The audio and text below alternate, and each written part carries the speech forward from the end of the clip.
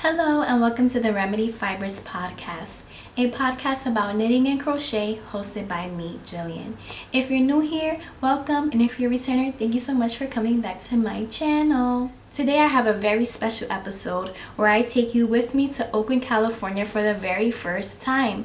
We also are going to go to a yarn store together called A Verb for Keeping Warm, located in Oakland, California, as well as some nature exploration, what I'm working on, as well as some finished objects. Stay tuned. If you're new here, I live in Northern California with my husband and dog Benny. I love everything knit and crochet, yarn related, and I hope that you stay tuned for my yarn journey.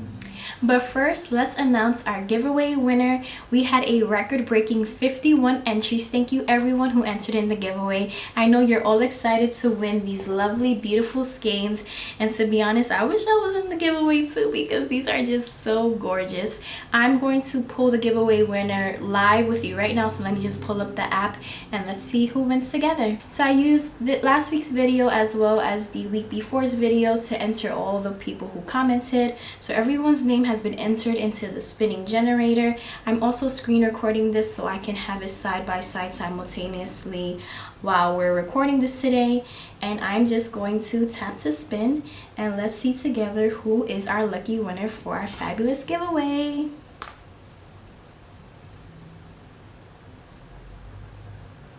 Congratulations, Rachel! Rachel King is our giveaway winner for today. Message me through Ravelry your name, your address, where I should be sending this wonderful yarn to, and I'm so excited to see what you knit with or crochet with. Thank you everyone who entered. I'm sorry if you didn't win this giveaway, but stay tuned for more giveaways in the future, and don't forget to subscribe so that you can be part of future giveaways. So this weekend I decided to visit Oakland, California for the very first time, and I was really excited to learn about the history, all the beautiful things about the city, and I was even more impressed to learn that there was a local yarn shop located in Oakland. So Oakland actually has a lot of history, but I'll kind of just summarize some of the things that I thought were interesting. But during the California Gold Rush in 1849, it became a big center for transit for goods and people, and even the city is named after its popular oak trees, which I thought that was a really cute name. I also did not know that the Black Panther movement started in Oakland, California in 1966. And there are a lot of murals dedicated to empowering Black women as well as other Black activists within Oakland, California. But we also were able to visit the bonsai garden. It was so stunning, so beautiful. And I didn't know that bonsai trees were a miniature version of actual trees. Trees and plants are grown in containers, and it's also an artistic hobby and a traditional Japanese art. It's been long respected in the ancient art of feng shui, and they're believed to be able to draw life energies into a room. We had a really great time visiting Oakland, and our next stop was visiting A Verb for Keeping Warm, a yarn store located in Oakland, California. The entry was so beautiful. They had so many luxury, beautiful yarns that I've only seen online or by other YouTubers, and I was shocked by the number of options. They even have their own yarn line called A Verb for Keeping Warm, and they even dye their yarns on site in the back of their studio. While we were there was a class going on in the back, but I've never seen a yarn store so packed before. It was really inspiring, and it was hard to navigate through the store because it was so packed. There were so many people there. One thing I'm really excited about is when you entered the store, there were 3 spinning wheels just waiting for me to buy. So still on my future buy list, but I was really excited to see that they had roving, they had wool, they had spinning wheels. One of the most things that I was impressed with was how many notions. They had a lot of cocoa knits notions there. They also had a section for fabric and how to sew your own clothing. And what was most impressive was the La Bien-Aimée collection. They had Corey, they had fingering, they had mohair, everything, they had it there. They even had yarn for the new Andrea Maury Up and Glow sweater. And I was like, I need it all. But I only went with my comfort zone. I'll tell you in a little bit what I purchased, but it was very tempting, very delicious yarn selection, and I'm happy that it's only about an hour and 30 minutes, hour and 15-ish minutes away from me, so I definitely will be visiting soon. So let's just jump right into what I purchased. There was a sale bin. They had 60% off yarn, and I was shocked to see that this yarn was not being looked at, not being touched, because it comes all the way from Denmark. So I apologize if I mispronounce it, but this is the beautiful yarn that I purchased. It's lace weight, which I've never bought lace weight, and it's out of my comfort zone, as well as a neutral color. You know, I like my purples, but I really wanted to expand out of my comfort zone. So each skein has 330 yards, and this is Spinni yarn by Isager. I'll put the name below so you can see the correct spelling of it, but this is actually 100% wool. It's from Denmark, and what I plan on making with this is actually a tee. So I hope to make the Trilo tee by Sachiko Burgin. And it's such a cute tee. It uses lace weight, it uses bigger needles, so I'm not gonna struggle with US 1s or 2s. And I just think that it'll be a nice airy top, a layering piece. Since it is wool, even though it'll be really thin, it can also be over a dress. It can just keep me warm. I could put it another sweater underneath. The options are limitless, but I'm really excited about this crazy find. 60% off, crazy deal. Definitely look at the deal bins and the clearance bins. Sometimes they want to just restock or try new inventory, and ain't nothing wrong with this beautiful yarn. The next skein I picked up was from their own collection, A Verb for Keeping Warm. It's on the Horizon base, and this is DK/worsted, and I'm in love with this color. Bright actually pointed out this color, and he said, oh, I really enjoy this color. There's 160 yards in one skein, so I picked up 2 so I can surprise knit him a hat. Surprise has been ruined. He said he already knew what I was going to make, but this is actually dyed indigo. It's dyed at the studio, and I did a little bit more research about the store. Everything is sourced within the United States. I think this is from sheep located in New Mexico.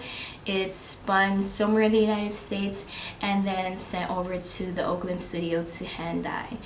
Also, they use natural dyes, no chemical colors, and so I have a little bit of blue on my hand, but so worth it. So I already cast on for my project. I cast this on last night, don't judge me. I used one of my rings that I wear as a stitch marker because I was so into casting on. I didn't want to get up from my spot to grab a stitch marker, so yeah. Use what you have, but this is how my 2x2 hat is working up. It's so addicting, it's so fun, and I also feel like I'm knitting on something so bougie, luxurious. The way it feels, the color, the vibrancy of it, it's really stunning. And as I'm working on the hat is just 2x2. It's a free pattern on Ravelry. I did not write down the pattern designer name. I would just put it here. It's such an easy pattern. It's free. It's 2x2 rib until you reach 8.5 or 9.5 length. I've made this about 3 times before, and it's addicting, but after a while you get tired of it. So I haven't made this in a really long time, and I can't stop working on it. Think about it. I just cast on last night like around 9 p.m. and it is Sunday and I'm already this far along. But I also was thinking, how beautiful would this be as like a turtleneck? Like if this was the beginning of the turtleneck and then you start your increases. But this yarn was very expensive. The prices weren't on the label of the yarn, and so I was surprised to find what the ticket price was. And I'm not sure if it's because that it's naturally dyed or the process that it's retrieved, but this one was even more expensive than the other colorways in the same Horizon yarn of weight. So I definitely would want to learn more about their process, but definitely worth it. It's so beautiful, it's so stunning. As for my next work in progress, I have cast on and been going crazy on my second Summer Sorrel by Wool & Pine. I actually was using these needles to cast on, and I've already progressed to my 32-inch US 6 size. But the second time around, this pattern is much easier to understand. I feel like I took out a lot of guesswork from when I was first working on it, but this is how it's looking right now. It's gorgeous. The only thing is I was stress knitting. We finally finished student staff training and it was a really long week, and one day I was just having a lot going on and I decided to decompress by knitting and I did things wrong. So you can kind of see the pattern. I was supposed to stop the pattern repeat and I prolonged it. So now instead of having a small dip, I have these long dips, and I really don't want to work back and try to correct it. And ultimately, once I wear it and block it, it's not going to be something that you're going to particularly notice, but inside I'm internally cringing because yes, I want it to be perfect, but we're not perfect, okay? I just have to kind of take a break from this pattern because I see this mistake visibly, and part of me wants to rip back and part of me does not want to go back on all these stitches for 3 rows back from where the mistake happened. I just need to kind of let my ego calm down a little bit, and that's why I'm working on some easier mindless projects. Other than that, I'm loving how the color's working up. I'm loving the vibrancy. You can see I was working really strongly on it just because it was so fun. I love the pops of purples and pinks throughout this, and of course, you know, I love purple. This is the My Boy Lollipop by Nancy Ritchie, if you were wondering, but a little bit modified, just in case you're like, that doesn't look like the one from the pattern. My last work in progress are my socks. Let me pull it out so you can see it. So as you know from last week, I had to rip out my Rhinebeck socks. It just wasn't working out for me. I got so close to the end and I wasn't happy with it. So I'm working on a modified Rhinebeck Roomies. I used the dimensions, the cast on, pretty much everything for the heel, the decreases. I just don't use the textured pattern that's on the Rhinebeck Roomies, so it's a little bit modified. So I've completed the cuff. I shortened it because I didn't want a long cuff, and now I'm in the part where if you look at the pattern is where you would start your textured part. For me, I just want a plain vanilla sock, so I just am going to knit for as long as I want, and then once I'm ready, I'm going to start the heel and all of the decreases and all the rest of the parts of the sock. But I just want a shorty sock. I want something that goes up to my ankle, and so I don't foresee myself knitting for much longer on this part until I work on the other parts of the sock. But just kind of wanted to show you where I'm at with this. Socks are very slow for me. I'm not a fast sock knitter. I was thinking of trying magic loop one more time to see if that increases my speed, but as of right now, this one's gonna be a slow one, and that's why I haven't cast on for 1, the second sock, and 2, the other socks that I purchased last week. This week I do not have any finished objects. I've been casting on more than I normally do just because I want to have projects for what I'm in the mood for. My summer sorrel takes more time and dedication and attention. This one might be done faster than anyone because it's on thicker needles. The yarn is DK/worsted. It's going to be faster. I can watch podcasts, I can watch TV without thinking, and then these are going to be slower just because the yarn is so thin and the needles are so little. So I kind of have 3 projects going on, which is out of my comfort zone, but I want something to play for my needs. So if I'm really stressed out, I don't want to be working on my summer sorrel and risk making a mistake. And the other ones are more as I need to. If I'm out and about and I need to just pick something up, I can work on those. But I just want to thank everyone who has been tuning in each week, commenting, answering for the giveaway. I really love to connect with all of you and really appreciate your engagement as well. But now I'll jump into life updates. Right now, things are going pretty smoothly. We just wrapped up student staff training. This week is actually move-in week, so all the students will be coming in throughout the week to unload, pack up their rooms, unpack their rooms actually, and get ready for orientation. And then eventually, I want to say in about a week or 2, start classes for the first time. I'm also excited that the art classes are going to be starting up in the mid of September, and they also will be having their spinning classes. There's only 5 seats, and they're first prioritized for students to enter and then open to the general public, staff, faculty, anyone who wants to partake in the class. Been watching a lot of spinning videos, especially my favorite right now is Jillian Evie, and she just posted a video about her shacked matchless. It was so funny, so cute, and I really liked how she just made it look so easy and simple, not only to set up but also for a beginner to use.